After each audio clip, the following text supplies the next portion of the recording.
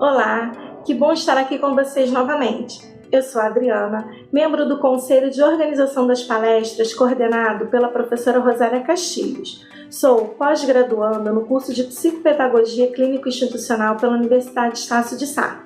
Hoje vou convidá-los a assistir à palestra Psicopedagogia, a profissão do momento, com a palestrante Heloísa Santos, que é pedagoga, psicopedagoga, psicomotricista, terapeuta floral, screener de síndrome de Ehlers, coach e proprietária do EPP, Espaço Psicopedagógico da Penha.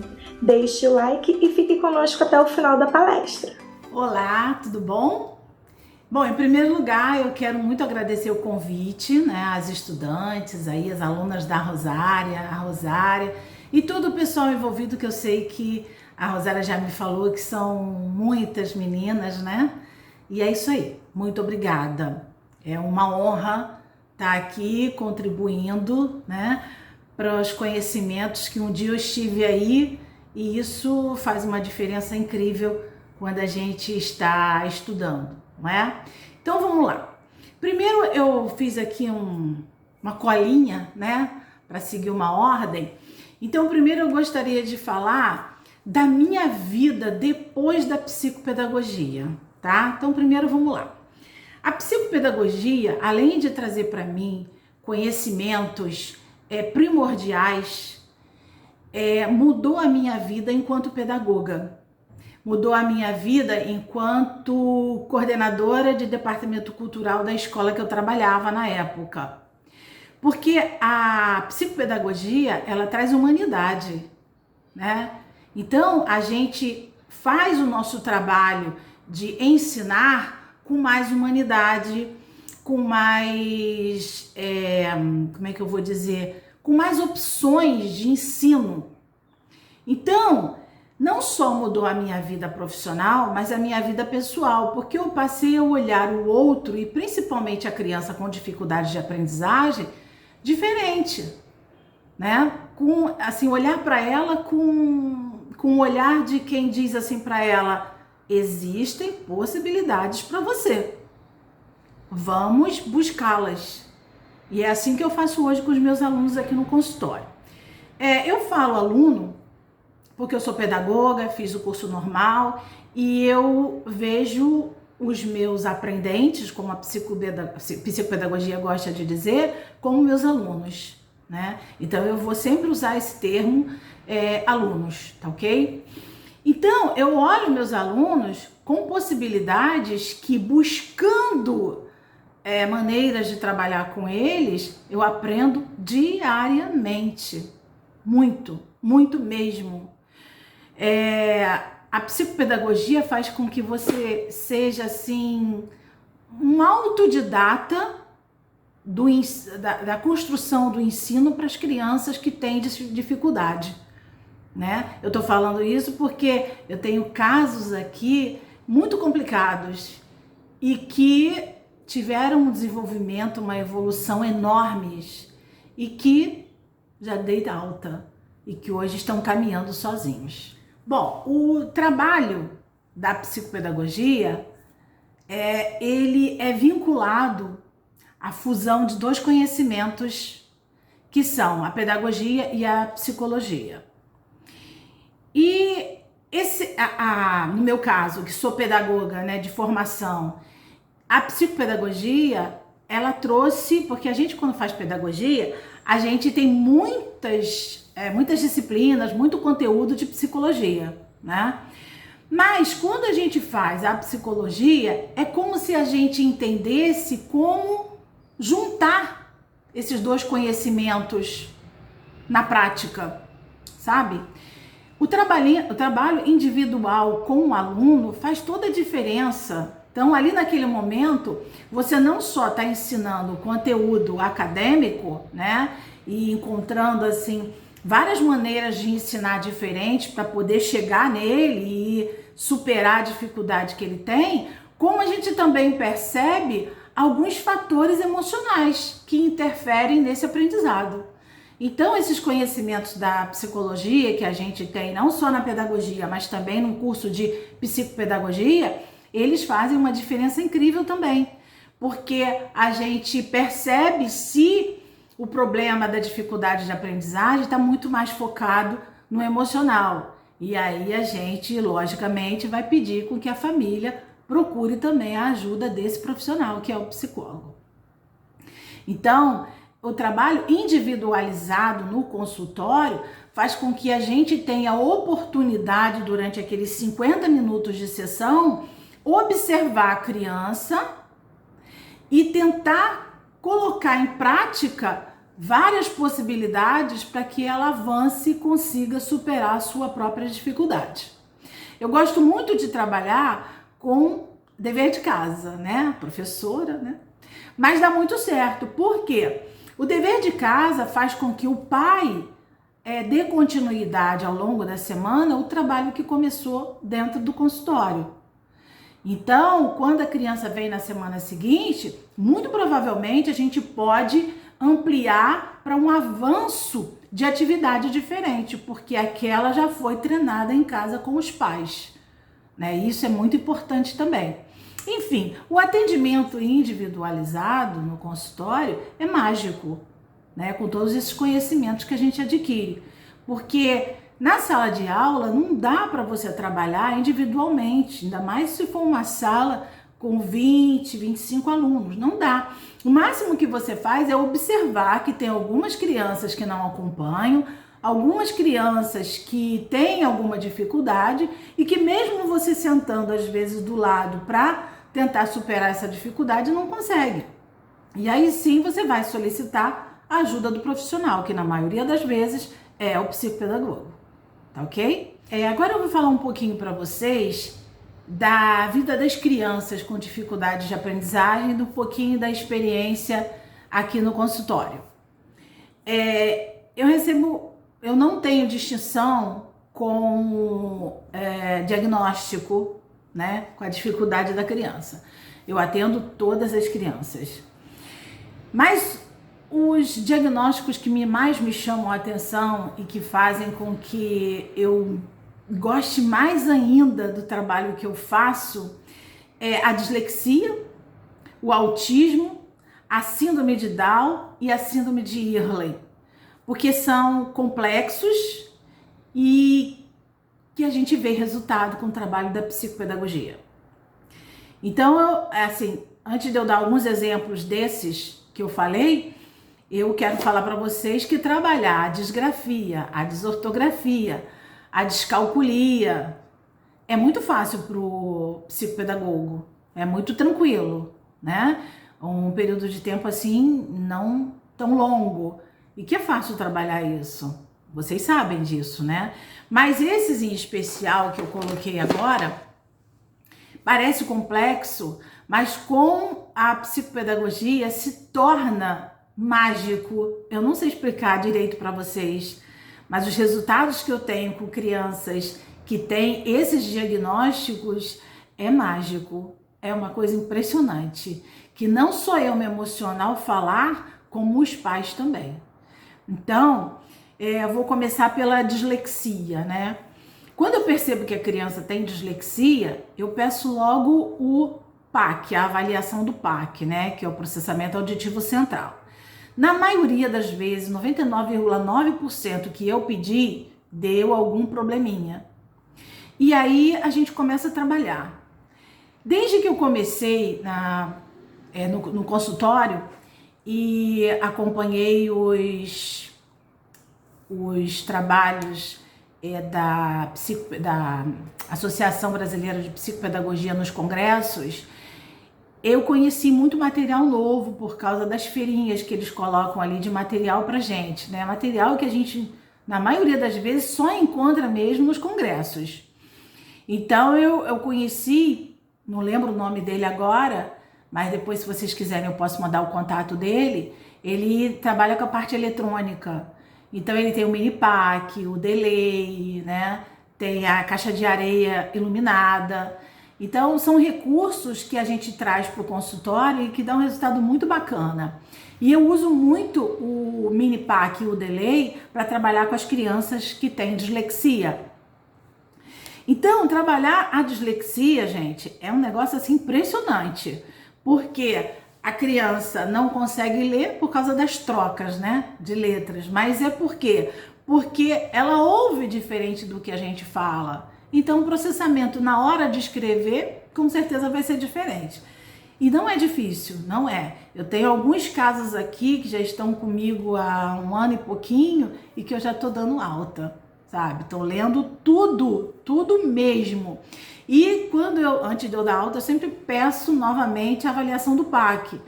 E já aconteceu de vim lá zeradinho, bonitinho. Então, a dislexia dá para trabalhar, o psicopedagogo consegue uma evolução muito bacana. Agora vamos falar um pouquinho do autismo, né? O autismo, eu não vou falar para vocês que eu não concordo, né? Quando as pessoas falam, o autismo tem graus, mais elevado, menos elevado. Autismo é autismo e pronto, né? Mas assim, eu tenho meus alunos com autismo, alguns deles, os menores, os mais novinhos, né? Tem alguns aqui, 3 ou 2, que eu recebi com 3 anos de idade, tinham acabado de receber o diagnóstico. Esses 3 alunos hoje têm 6 anos ou 7, alguns, um 7, outros 2, 6, assim, 6 e 7 anos. Eles leem tudo, eles têm interação ótima, eles questionam, eles são extremamente inteligentes. Nas turmas deles, um deles é o melhor da turma, se desenvolve muito bem. E a gente percebe que quanto mais cedo é trabalhado o estímulo com todas as crianças, com diagnóstico, sem diagnóstico, enfim, é diferente. O desenvolvimento da criança é diferente. Por isso que eu sempre falo para os pais, valorizem o trabalho da educação infantil, porque ali é a base de tudo mesmo. Então, o trabalho com autismo também é específico, muito direcionado. Não adianta você querer trabalhar a mesma atividade com todos, não. Cada um tem o seu tempo para aquela atividade. Você percebe isso quando você observa lá no fundo dos olhos deles, né? Então, a gente começa a perceber se há necessidade de falar com o neuropediatra, a interação com os outros terapeutas, fono, psicólogo, musicoterapeuta e outros mais. Eu gosto muito de indicar atividades esportivas. E uma das atividades esportivas que eu gosto muito, porque trabalha muito a psicomotricidade, é a capoeira. Então também a gente tem essa sintonia com os professores de capoeira, com o professor da natação, sabe? A gente acompanha o desenvolvimento no balé, enfim. A atividade esportiva, ela é casadinha com a psicopedagogia. A criança tem que ter uma atividade esportiva, tá? Porque a atividade esportiva tem regra, tem disciplina, e isso é fundamental para o aprendizado. A síndrome de Down. A síndrome de Down tem um ritmo de aprendizado bem mais lento, né? E a gente precisa ter muita paciência, assim como os pais e os professores. Porque além do rendimento dele ser lento, ele te manipula, né? A criança com síndrome de Down, não importa a idade, ela tem um efeito de manipulação incrível. Então, tem que ser um trabalho prolongado, repetitivo, bem planejado, para não ter aquela coisa de vai lá em cima e volta aqui embaixo. Tem que ser um trabalho linear, bem planejado. Por exemplo, o que eu quero dizer com isso?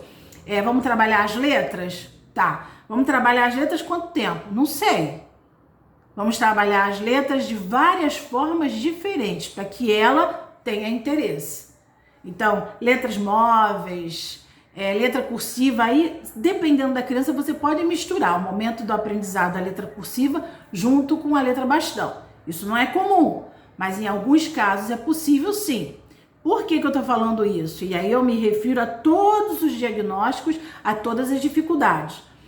Trabalhar a letra cursiva junto com a letra bastão é importante principalmente quando a criança é desatenta.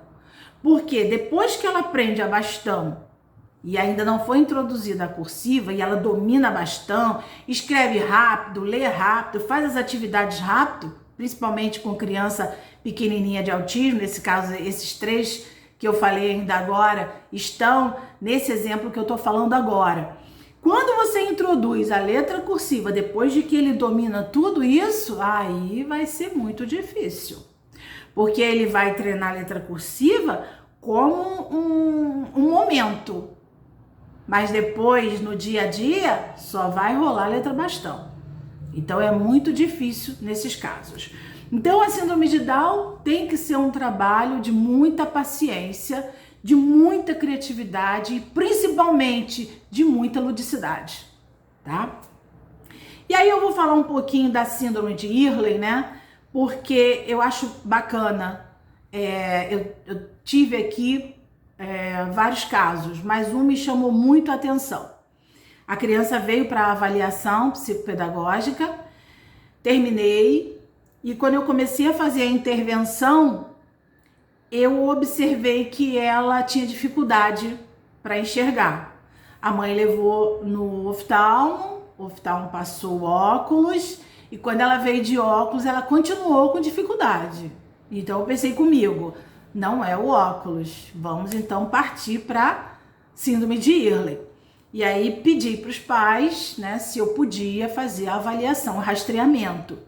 E aí eu fiz o rastreamento na mosca, deu. Aí eu encaminhei para o hospital onde eu fiz o curso, né, que é o Hospital de Olhos em BH, e a criança foi. Os pais fizeram tudo que o hospital indicou, porque quando a criança vai para esse hospital com a nossa indicação, vai com a nossa avaliação. Além da minha avaliação psicopedagógica, também tem a avaliação que a gente faz específica para o Hospital de Olhos em BH. Então vai com as 2 avaliações. Chegando lá, a criança é atendida por uma equipe do hospital. Fono, pediatra, psicopedagogo e aí vai.